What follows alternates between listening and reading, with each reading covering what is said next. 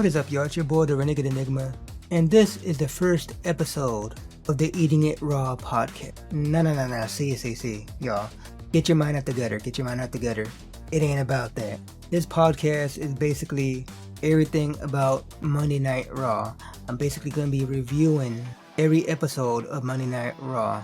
And this episode is the first episode of 2026. As of me recording this, it is January 5th, 2026. As I said, it's the first episode, and it's actually a special episode because it is the 1 year anniversary of Monday Night Raw being on Netflix. Now that's all fine and dandy. However, and I'll start off from the beginning. If you follow any of my other podcasts, you know I like to do my review at the end of the show, but I'll tell you flat out right now, I like this episode. However, I don't like how they produced it. What do I mean by that? So, okay, as I said, it is the 1 year anniversary of Monday Night Raw being on Netflix. But what they decided to do is go with a Stranger Things theme with it. They have the graphics. Starting off the show, you see, I believe they're in New York, and you see the sky is red and whatever, they're in the upside down or whatever. It's really weird, for them to do that. Now, here's the even weirder part about it. Now, Stranger Things is, or rather was, Netflix's #1 show. Why do I say was? Because a week or so before this episode of Raw, they officially ended Stranger Things. It was the 5th season or whatever, and yeah, it's done, y'all. Now, I'm not gonna give you no spoilers. In fact, I can't give you no spoilers because I stopped watching the show years ago and whatnot. I think I stopped watching during season 1 or season 2. Anyhow, rant aside, as I said, I like the show, so onto the show. We start off and we hear from Joe Tessitore, and he's welcoming us to the show. As I said, the scenery, it looks like they're in the upside down. You see the city, skyline, it's all red and demonic and whatever. Excuse me, I said Joe Tessitore, but it's actually Michael Cole. So we go into the arena, everything's normal, but then all of a sudden, the camera flips upside down. Literally, everything is upside down, the Monday Night Raw logo and everything. The colors are inverted, the logo's normally red and white, but now it's black and red. And you see all these props from the show.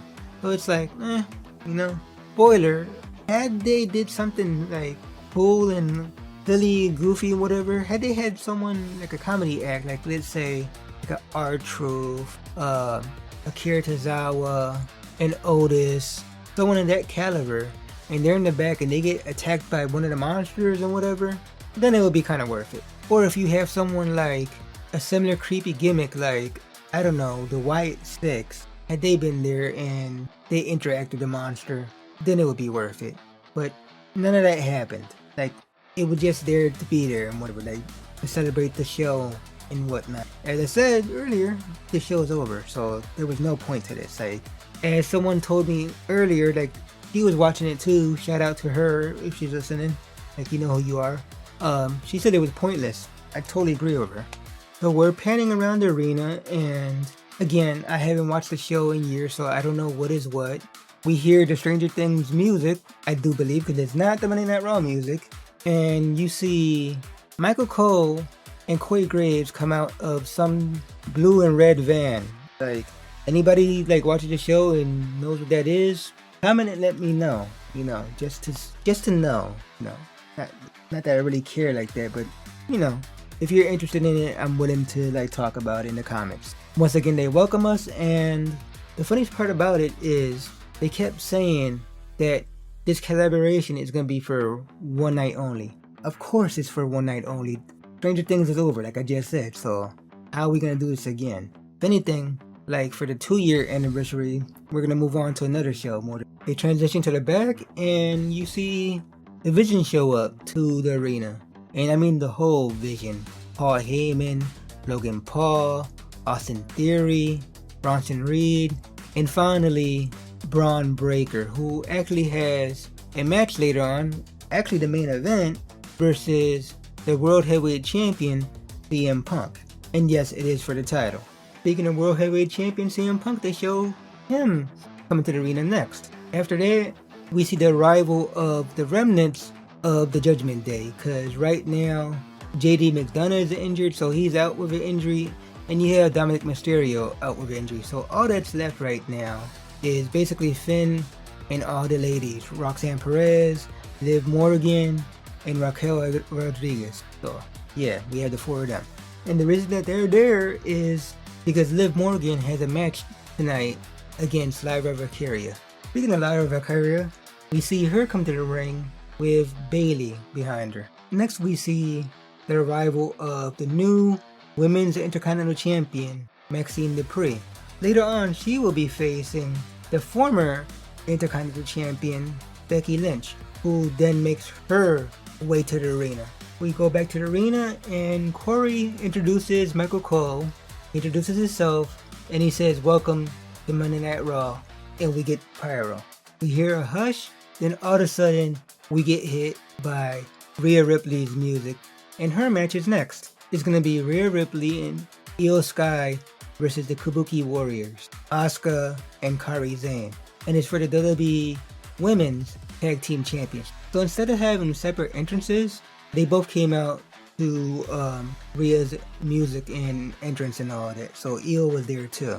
Of course, next up is the entrance of the Kabuki Warriors, and I really appreciated their entrance. Like, Kairi Sane usually comes out as a pirate, because you know she's a pirate princess, that's her whole game. But this time they both came out as Oni demons. Correct me if I'm wrong, but because my whole lore is kind of messed up when it comes to culture, stuff like that. But my understanding, they are Onis, which are Japanese demons. So they start off the match, and Rio, as they're called collectively, they are on fire. They're kicking the Kabuki Warriors' ass and whatnot.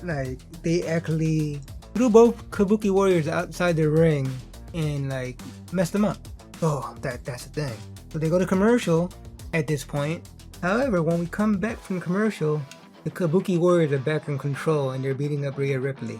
Rhea goes for a cannonball, which she went for earlier, which, hurt the Kabuki Warriors. But this time, the Kabuki Warriors got out the way and Rhea basically hurt herself here. They threw Rhea into the guardrail and it looked like they threw her really hard and messed her up, but she's fine. But it was crazy the way she hit that thing. Good acting on her part. They continue to beat down on Rhea. Kairi pins her, but Rhea kicks out. Still early in the match. They beat up on Rhea on what felt like 10 minutes or something like that. And they're about to hit a double team move on her, but Rhea hits Asuka with a headbutt while Kairi Sane is on the top rope. Kairi jumps and Rhea catches her and hits I believe it's a belly to back suplex. Rhea immediately gets the hot tag to Io, and Io starts to kick the Kabuki Warriors' ass. In particular, Asuka, because out of the 4, they're the 2 that have the most beef. Funny note here that I noticed and whatnot, watching this with Rhea Viper. Io's beating Kabuki Warriors' ass, like I mentioned, but Corey Graves made a interesting note that I didn't think he would make, because he mentioned Hiroshi Tanahashi, which, if you don't know, he's a wrestler over New Japan Pro Wrestling who just retired. Similar to the whole John Cena tour type of thing.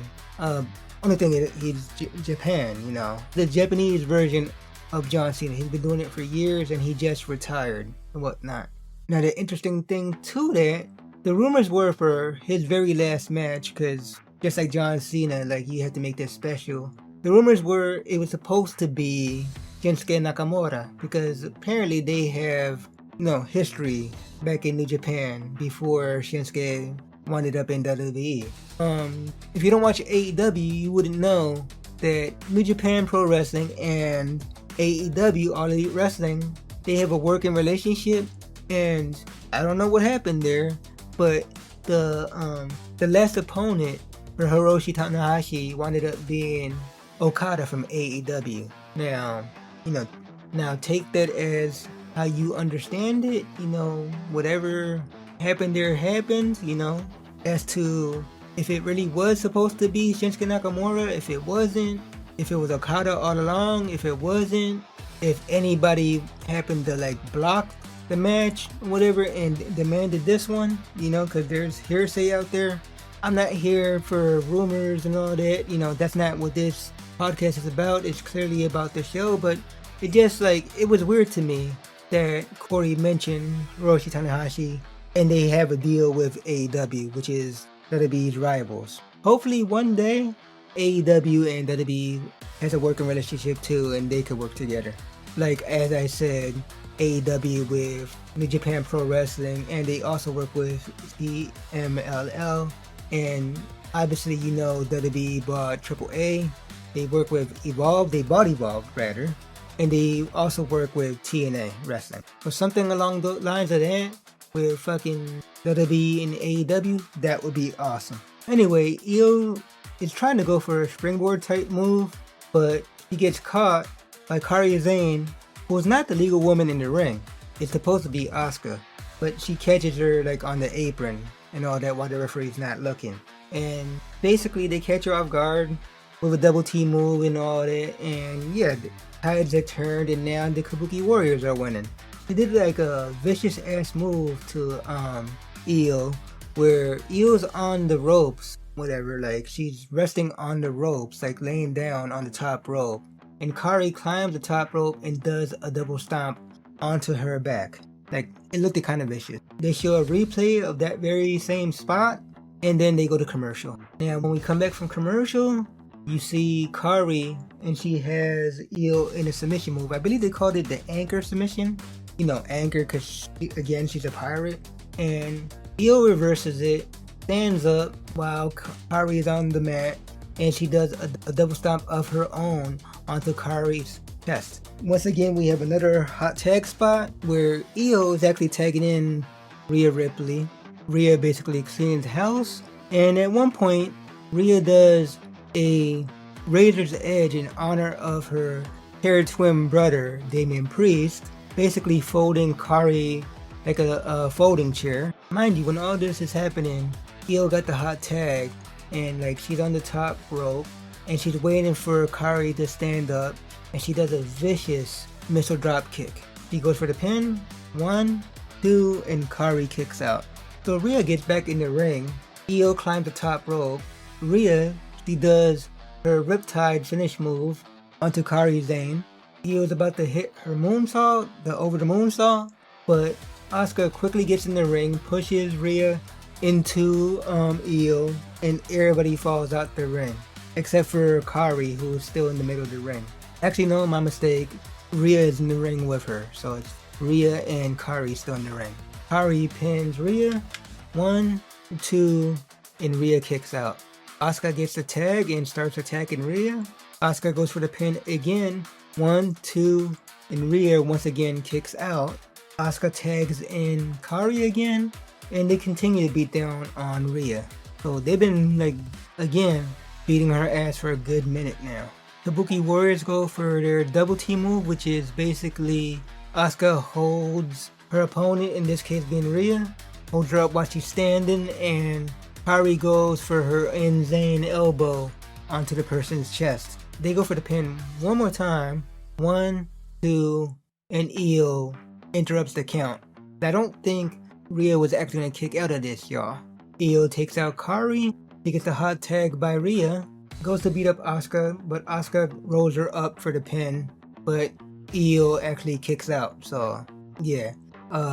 From there, Asuka continues to try to do the beatdown on Io. She does a backslide pin, but once again, Io kicks out. From here, they have a little back and forth, but Io gets the upper hand.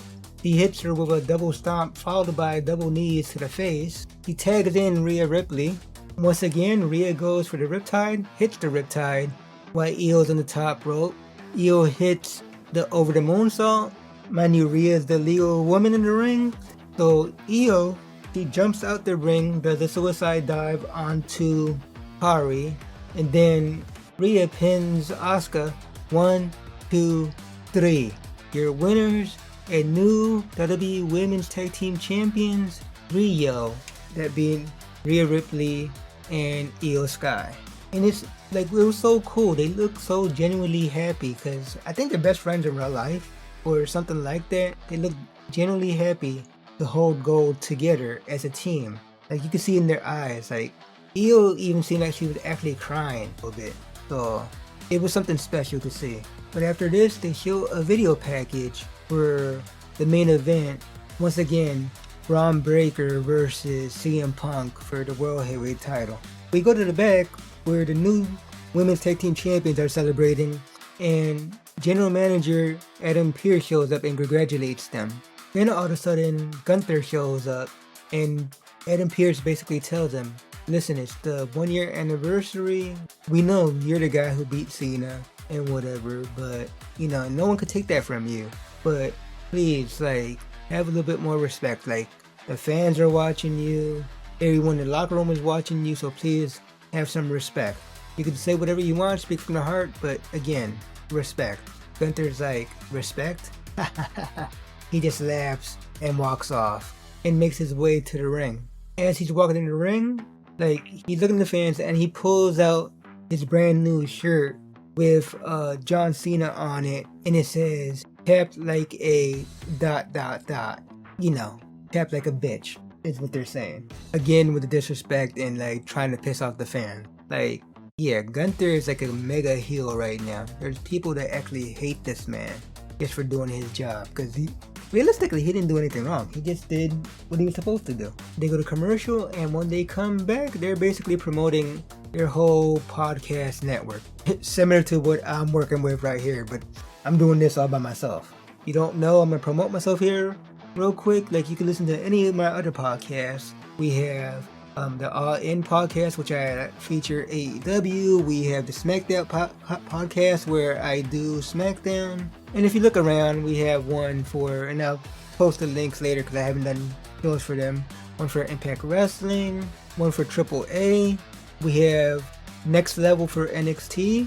And I don't know, y'all, I'll probably do more, you know? I like doing this. Keeps me busy. Anyway, Gunther's in the ring, and he talks about how the higher ups basically told him to have some respect. He's basically saying, what about respect for him? Respect for the person who made John Cena do what he promised he would never do. And you know what? Like, I gotta agree with him at this point, because again, he did his job. Like, everybody's pissed off at him. What's the whole point? You want to win the match. That's what he was supposed to do. Anyway, he was about to say he made John Cena tap out like a little, and that's where he stopped. You know he was going to say bitch. However, he got cut off by AJ Styles' music, and AJ is coming to the ring right now. AJ is about to say something, but Gunther quickly cuts him off and says, listen, you're going to talk to me about respect, but you're coming out here and you're punching above your weight. His exact words. He says, you and I know I am the greatest wrestler in the WWE today, and that includes you. Basically saying I'm better than you. AJ's about to say something else, but Gunther once again cuts him off and says, cause I'm the man who made John Cena tap out like a little, and he starts cracking up and says, you know what, AJ. Once again, AJ's about to say something, and Gunther interrupts and says like a little, and he finally says it, like a little bitch. He says that only leaves us with one question. What is little AJ gonna do about it, he says. And then Gunther continues to do the you can't see me taunt that John Cena always used. And Gunther is like having fun. He's laughing his ass off, like he's enjoying himself. But however, with all this bitch talk, AJ actually bitch slaps Gunther, which was hilarious. Like, no one really expected it, especially not Gunther. Gunther confronts him, and AJ's like, go ahead, do something. What are you gonna do? Do something. Do something. He says, you ain't gonna do nothing. You ain't gonna do nothing. AJ gets in the mic and says, that's what I thought. Nothing. AJ tosses the mic at Gunther's chest, and he just leaves. So from that, we transition into a video package of the new Women's Intercontinental Champion, Maxine Dupree, and her challenger today, former champion, Becky Lynch. And that match is up next, and they go into Becky Lynch's entrance. But then they go to commercial. We're back from commercial, and we see Adam Pearce, and he's talking to Ivy Nile. Ivy Nile's upset because she feels like it should have been her in this match. So she wants her shot at the women's IC title. He basically says, I don't care Who's gonna want to be the champion I want next? I am not going in the back of the line. Anyway, Ivy leaves, but then Gunther shows up again and he's pissed off. He's like, yo, Priest, I want AJ. Like, give me a match against AJ. Like, he disrespected me. But then AJ shows up and punks Gunther again. He's like, oh, so you're gonna go to the boss and complain and like bitch and complain and like all this other stuff, right? Like, you're gonna go straight to the boss. AJ says, come on, me and you. Basically saying, fight me right now. He says, what you gonna do, fight me? Or are you gonna sit there and complain like a little bitch? Gunther tells Pierce, I want him next week. Why couldn't he fight him right there and then? Yeah, Gunther's acting like a little bitch. Anyhow, Priest makes it official for next week, so next week it's gonna be Gunther versus AJ Styles. Mind you, it's already official. AJ said that he's retiring this year. I don't know if he's retiring in this very match. I doubt it. Like, he probably has a lot more to do.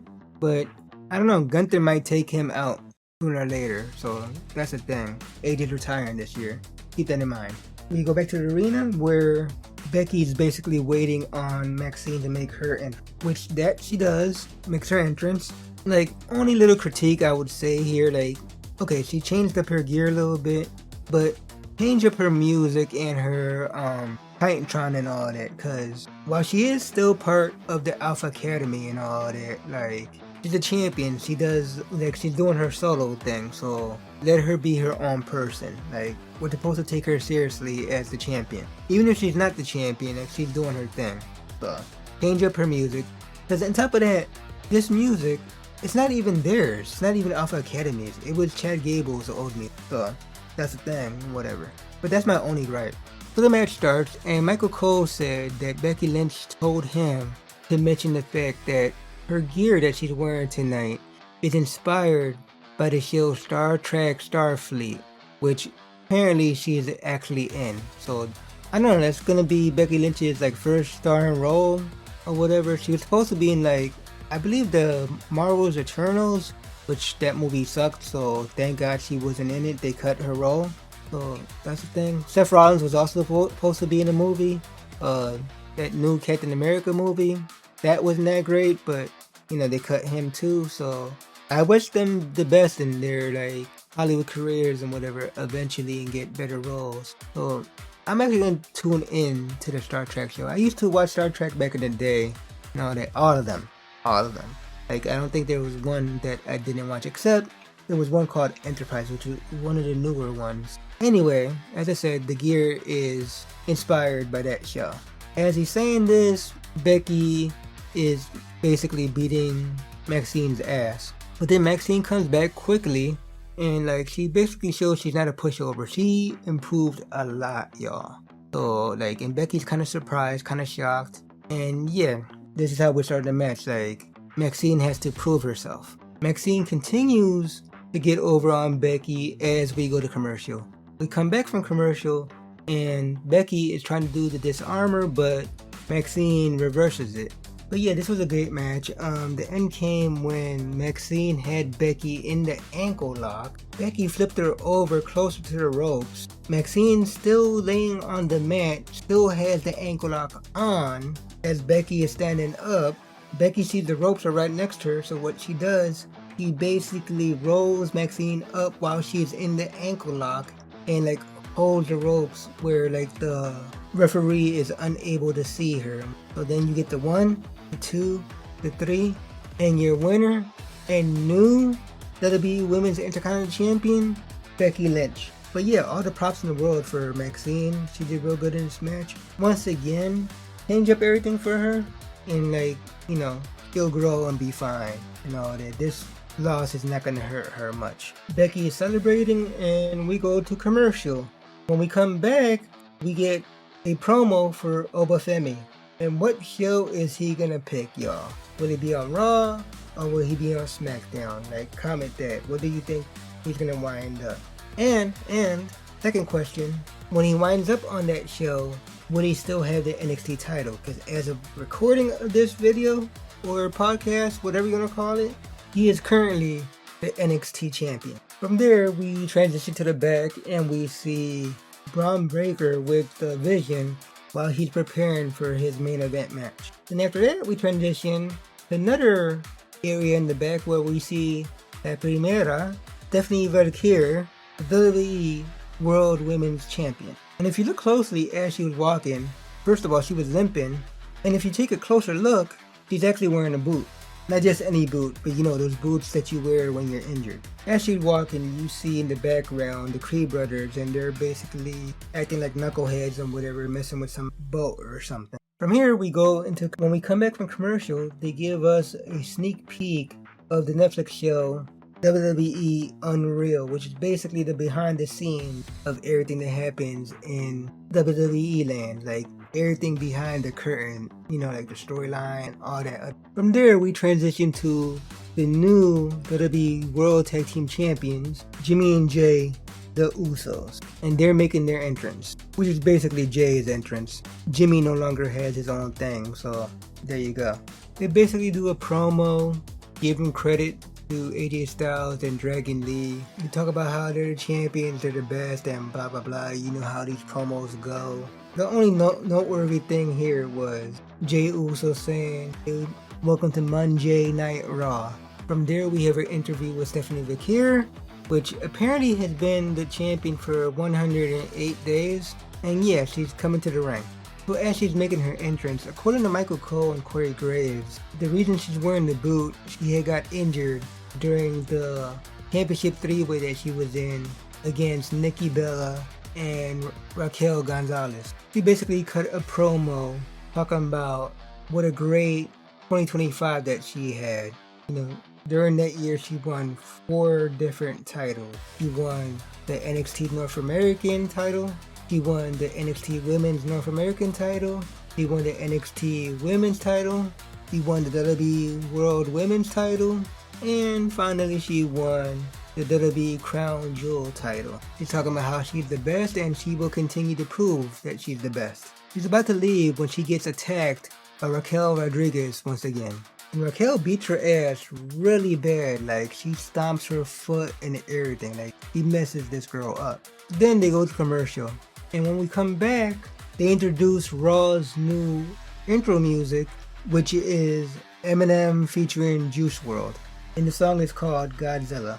They replay what just happened with Stephanie, and they go to the back where security or whatever is helping Stephanie to the back. Out of nowhere, you hear like a pipe or something, like someone dropped a pipe, like getting ready to attack. You figure that was a mistake, but no, out of nowhere, Raquel returns and beats her ass again. I don't know why, like for some odd reason I thought it was gonna be Nikki Bella, like to continue the three-way and all that, but yeah, it was Raquel again. She beats her ass again really bad. And this made me think, they didn't say how bad the injuries, but like maybe Stephanie's gonna be out for a while and they have to vacate the title? Which, if that's the case, this is the idea I have, y'all. Tell me what you think, like post a comment and whatever, right? So you have obviously Raquel in the title hunt, right? But you put her against Liv Morgan, who Liv Morgan challenged Stephanie like a while ago. Like she didn't challenge her per se, but she kind of hinted at it. So you put her in that match, but you also put Roxanne Perez in the match, who at one point pinned Stephanie in a match. I believe it was a tag team match, but still she pinned her. So all 3 women kind of have a right to go for the title. So why not just put them in a Judgment Day 3-way and be done with it? Because they already have dissension in the group anyway, so might as well just break up right here and then. Because like I said earlier in the show, in the beginning, JD's out, Dominic's out, only other one there is Finn, and like Finn don't give a shit about none of this. So just had the women fight and, you know, end the Judgment Day right there. Because really there's no point of the Judgment Day anymore. Finally, more security comes in, along with, and Adam Pearce kicks Raquel out the building. They show a video package of last week when the Vision, this being Austin Theory and Logan Paul beating down Rey Mysterio, when out of nowhere Penta made his return and like saved Rey Mysterio. From there we go to the back where Rey Mysterio is talking to Dragon Lee, and Rey Mysterio is trying to give Dragon Lee lots of encouragement, talking about how he came a long way, he's still the future of Lucha Libre, And yeah, like he's basically giving him his props. Ray says, "Trust me, you will be champion again this year." Dragon Lee says, "Yeah, he will be champion again, but like for now, he's gonna go see AJ because you know that's his tag team partner." Lee leaves Ray, but then Penta shows up. They greet each other and like say Happy New Year. Talk about how Ray called Penta for help. Long story short, Penta says he has Ray's back against the Vision. We're back in the arena where Lyra Kyria already made her entrance. She's already in the ring and she's accompanied to the ring by Bayley. Next, Liv Morgan makes her entrance and she's accompanied to the ring by Roxanne Perez. Anyway, match starts, bell rings, and here we go. So within minutes, Liv Morgan has the upper hand. Michael Cole questions whether or not there's some ring rust or not. Corey calls him crazy. And Liv is just like cocky as hell and whatever. So yeah, we have that. She's been gone for 6 months and apparently there's no ring rust whatsoever. But Lyra starts to come back. In last control, she does a Northern Light suplex. Roxanne Perez tries to hype up Liv while Bayley sits there and mocks her. Liv slips out the ring. Lyra runs outside for a drop kick, misses, as Liv like jumps back in the ring. Luckily, Lyra landed on her feet. She tries to get back in the ring, and this is where Liv turns the tide and hits her with a running knee to the face. They fight outside the ring, and Liv throws Lyra into the steel steps, laying her out. And now Liv basically is feeling herself again and has that cocky swagger. And we go to commercial from here. We return from commercial, and now apparently during the commercial break, Lyra regained control. They hit each other with a running clothesline and both women are down, trying to gain their composure again. Both women get up and they start to trade forearms in the middle of the ring. Lyra tries to run to the ropes, but Liv runs right after her and she tries to hit her finish move, Oblivion. However, I guess Lyra saw it coming and she basically like dodged the move and winded up behind Liv while Liv is sitting on the ropes. And once again, Bayley is mocking her. Lyra quickly pulls her off the ropes and hits a German suplex. Shout out to Brock, Suplex City, bitch. Lyra grabs Liv, runs on the rope, and hits a tornado DDT. You would have thought she would have pinned her after that, but she holds her grip on Liv, picks her up, and hits a fisherman suplex. At least that's what Michael Cole said. To me, it looked more like a fisherman buster, which there's a difference. But anyway, she held her and bridged with it, just like Kurt Hennig, aka Mr. Perfect. Rest in peace to Mr. Perfect. The ref counts 1, 2, and Liv kicks out. Lyra picks up Liv once again, holds her on her shoulders, about to try to hit her finisher. But Liv sees it coming, so she hits her with a ton of elbow strikes. Lyra loses her balance, and Liv gets a crucifix pin on Lyra, and we get the 1, the 2, and Lyra kicks out. Not only did she kick out, but she got Liv in a pin of her own. And you get the 1, the 2, and Liv kicks out. Like, this match is really good. Like, they're going back and forth like crazy. Liv starts punching Lyra, then she starts hitting elbow strikes, but then Lyra once again has Liv on her shoulders and stands up and goes for her finisher, Nightwing, but Liv reverses it into a code breaker. Liv goes for the pin, 1, 2, and once again, Lyra kicks out. Like, these ladies are going in on each other, y'all. Straight back and forth, and yeah, this probably was like the match of the night, to be honest with you. Both women get up. Liv starts to hit Lyra with a kick combination, misses the last kick, and then Lyra hits a kick combination of her own. She runs to the rope, but the referee is distracted with Liv, and Roxanne pulls down the rope, causing Lyra to fall out the ring. Roxanne's all cocky about it, and Bayley is pissed, like she wants to kick Roxanne's ass, but the referee stops her, and Bayley's trying to explain what just happened. Bayley gets past the referee, tries to bum rush Roxanne, but Roxanne hits her with an elbow and tosses her into the timekeeper's area. You know, that little corner and whatever where like the timekeeper and like the ring announcer is. Roxanne is overjoyed that she got rid of Bayley, really confident in herself. Little does she know that was like a mistake.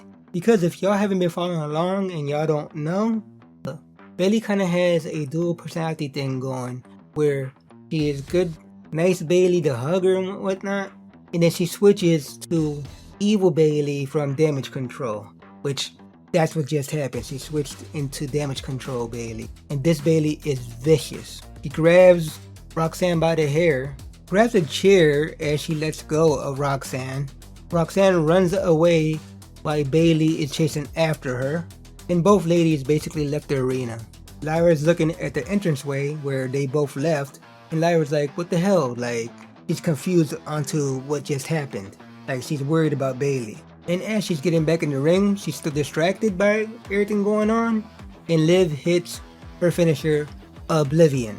Liv pins her, 1, 2, 3, and your winner, Liv Morgan. This match was probably like the longest match of the whole night. Like, yeah, great match. Great fucking match. Liv is celebrating in the ring, and from here we transition to the back for an interview with World Heavyweight Champion CM Punk. Jackie tells Punk, there's people out there that think all Bron has to do is hit him with one spear and it's done, we have a new champion. Basically, what are you gonna do about it? He says 1, 2, 3 spear, or spear 1, 2, 3, whatever the saying is, his words, not mine. It's not gonna be like that. He says if anything, it's gonna be GTS take a nap. So Punk is really confident that he's gonna win this match. And from there we go to commercial. We come back from commercial and they're basically promoting how WWE was in Philadelphia simultaneously while this is going on at the Netflix house. It's basically a place you can hang out, and like they have stuff for obviously Stranger Things, I guess things for WWE Raw. They mentioned Wednesday, basically all the shows that are on Netflix. They showed B-Fab and Damian Priest. Damian Priest basically was celebrating because he saw his twin sister, Rhea Ripley, win the WWE Women's Tag Team Championship earlier in the show with Io Sky. Michael Cole says our main event is next. However, before we go to the main event, he shows the footage from earlier today where AJ Styles confronted Gunther. And they basically remind us that next week it's going to be AJ Styles versus Gunther. And next week they're going to be in Germany for Monday Night Raw. And it's going to be on at 8 o'clock in Germany. However, here in the States it's going to be on at 2 o'clock Eastern and 11 a.m. on the West Coast. They promote SmackDown, which SmackDown's also going to be overseas. And it headlines Drew McIntyre versus the WWE Undisputed Champion, Cody Rhodes, in a 3 Stages of Hell match. Then from here we transition into Bron Breakker's entrance. Bron makes his way to the ring, along with Paul Heyman, but surprisingly enough, no Bronson Reed, no Logan Paul, and no Austin Theory. And as Bron is inside the ring, we cut to commercial. Bron's music goes off, and the arena is in complete silence for like a few seconds. All of a sudden you hear the static, and here comes the World Heavyweight Champion, CM Punk.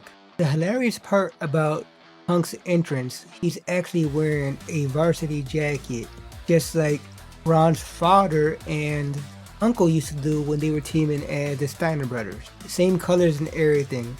The only difference is he has a huge CM on the front, and in the back it says Punk in yellow. The bell rings and it starts off, and you know how it is when usually when people never wrestled each other, they're filling each other out. They're like really cautious against each other. I mean, they fought against each other before, but like in tag team matches and whatnot. I don't believe, and correct me if I'm wrong, they have had a one-on-one match yet, let alone for the title.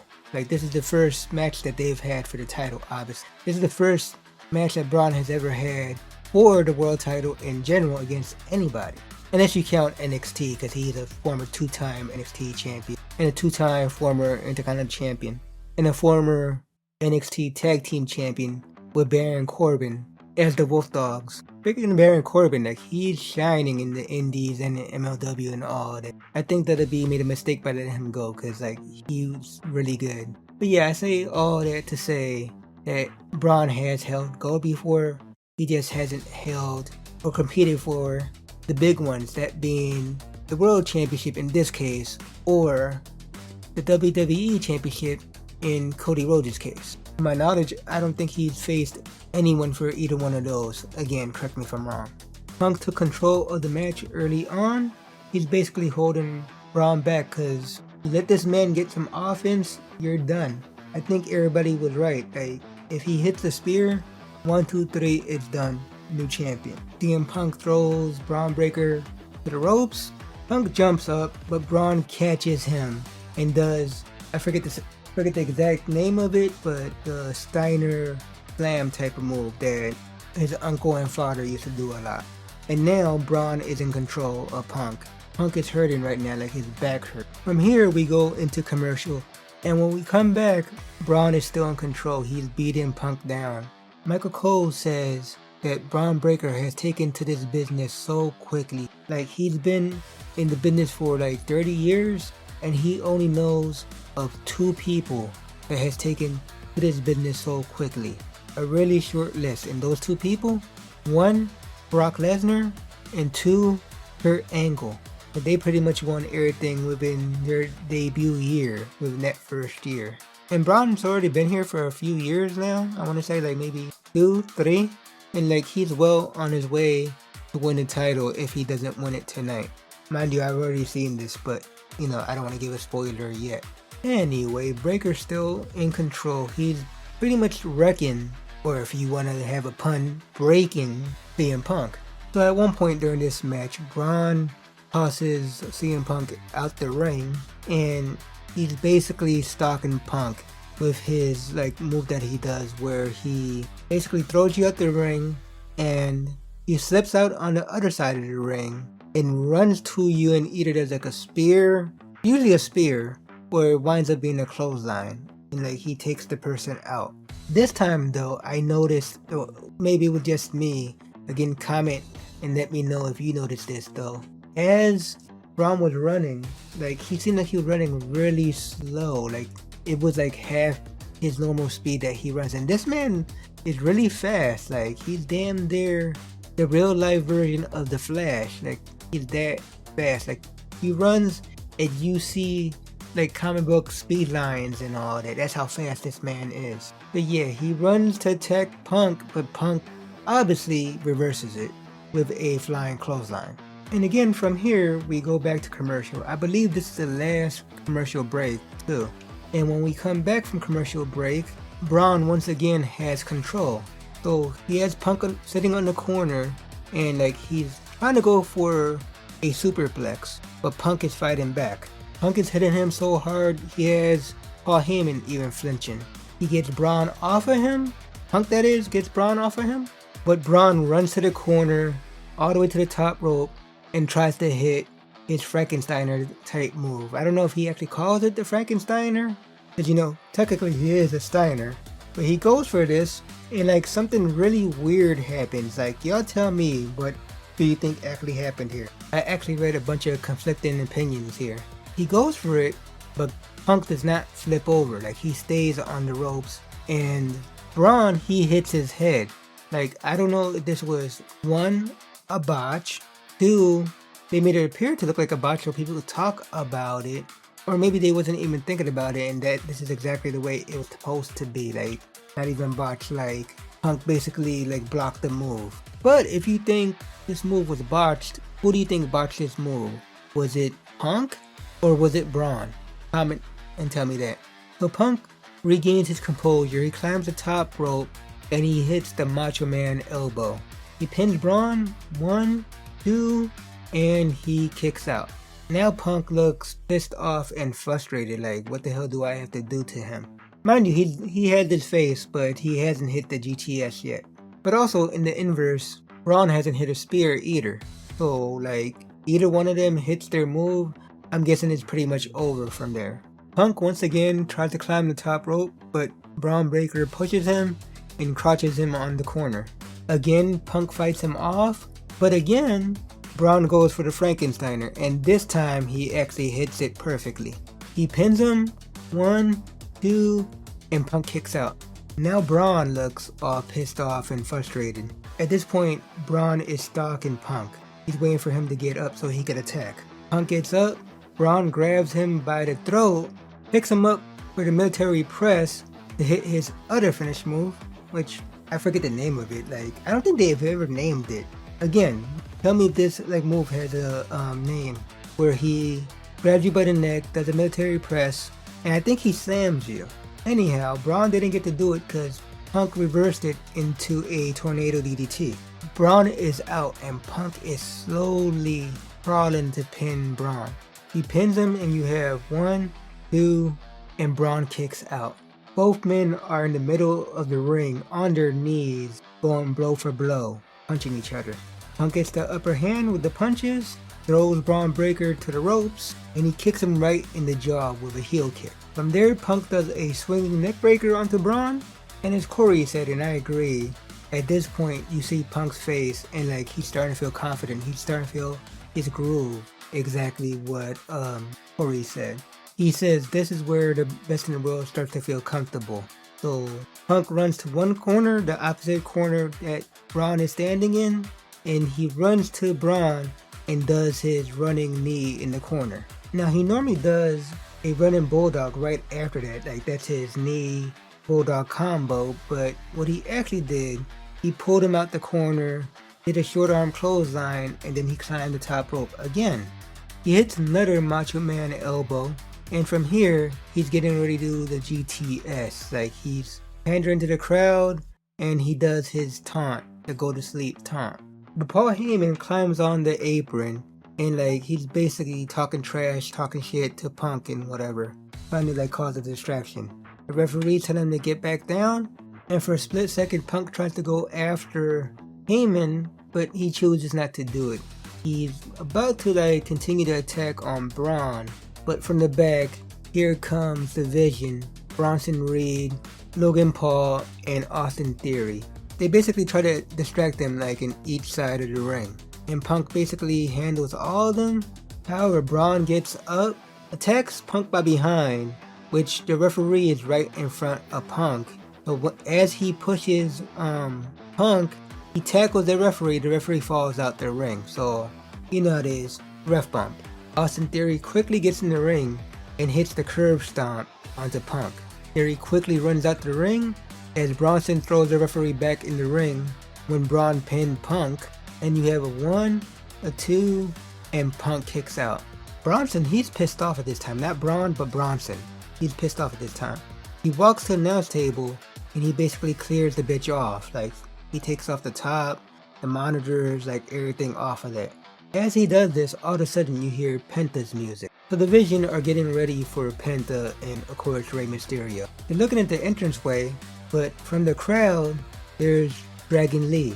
Not only Dragon Lee, but Penta, and of course Rey Mysterio. So the three of them attack the 3 members of the Vision, and everyone like brawls to the back. Back in the ring, you have CM Punk laid out, and Bron stands up. He looks at Punk menacingly, like he's gonna like destroy this man.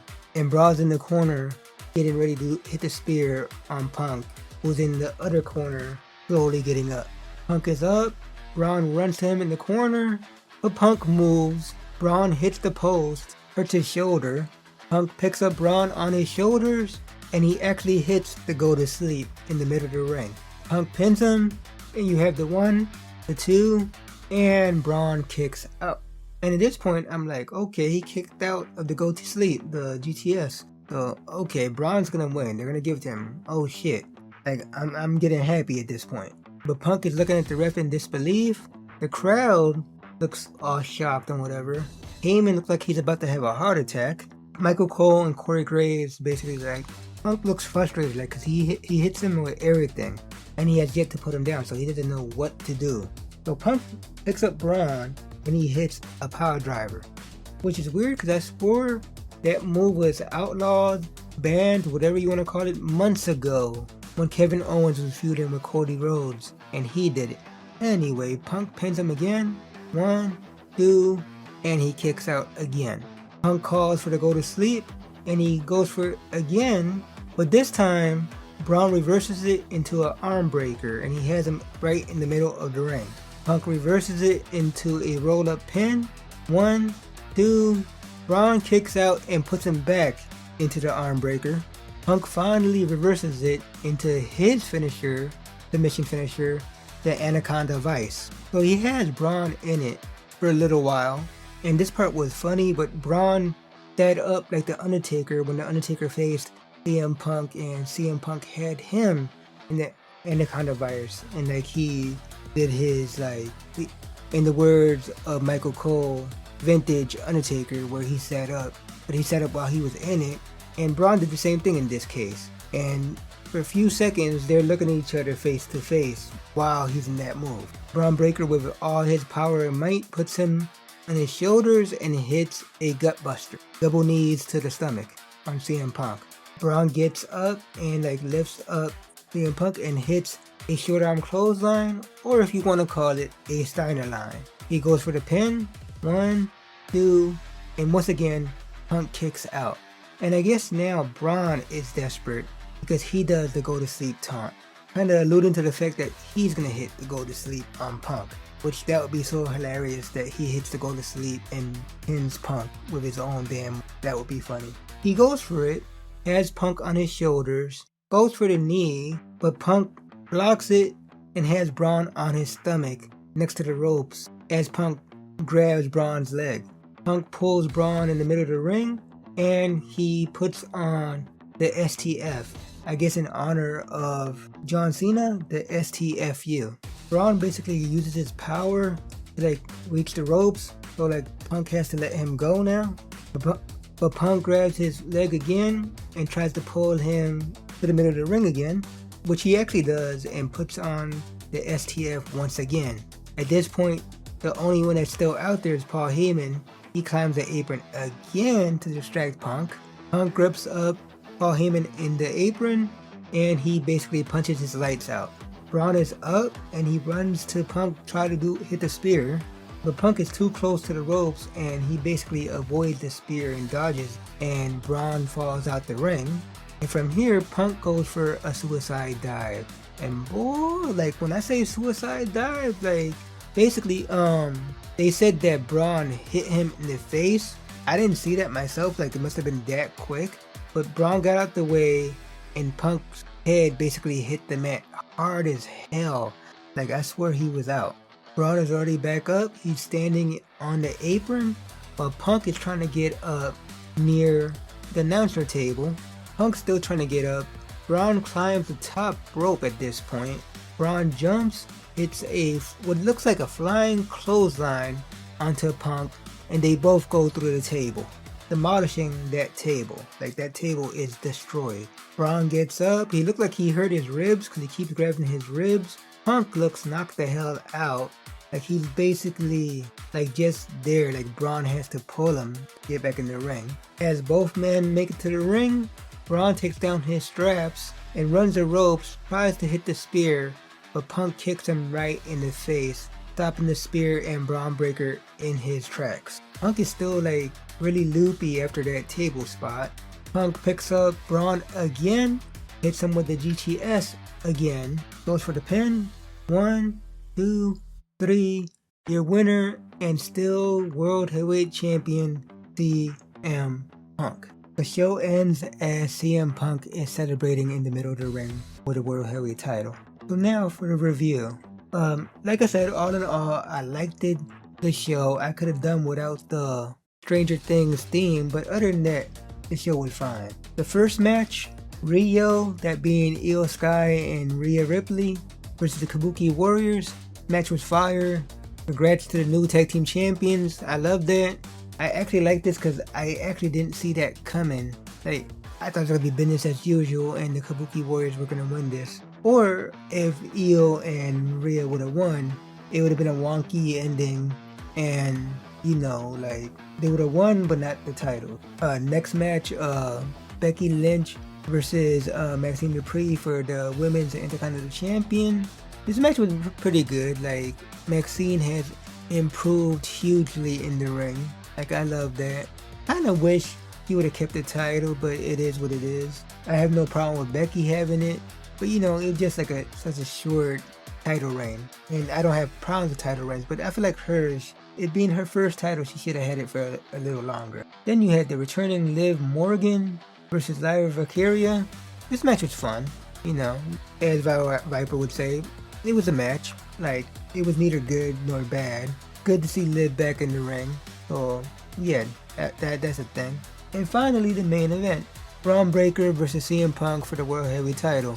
The match was solid, in my opinion. I would have probably changed the outcome and had Bron win. Like, I see where they're coming out with this.